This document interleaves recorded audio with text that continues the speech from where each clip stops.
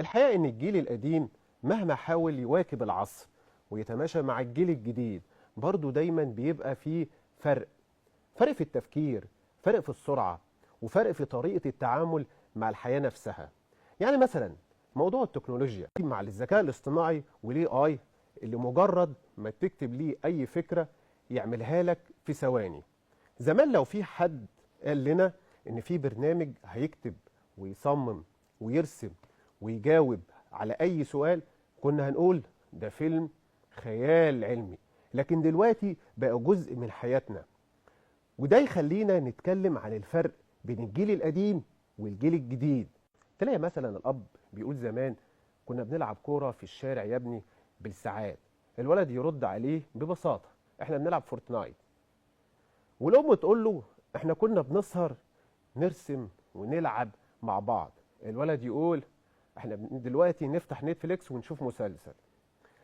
الفرق كبير لكن برضو الموقف بيبقى مضحك.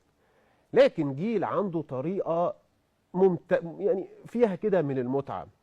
الجيل القديم كان عنده هدوء، الحاجات البسيطة. أما الجيل الجديد فهو أسرع بكتير، عايز كل حاجة بسرعة، المعلومة بسرعة، الفيديو بسرعة، النجاح بسرعة.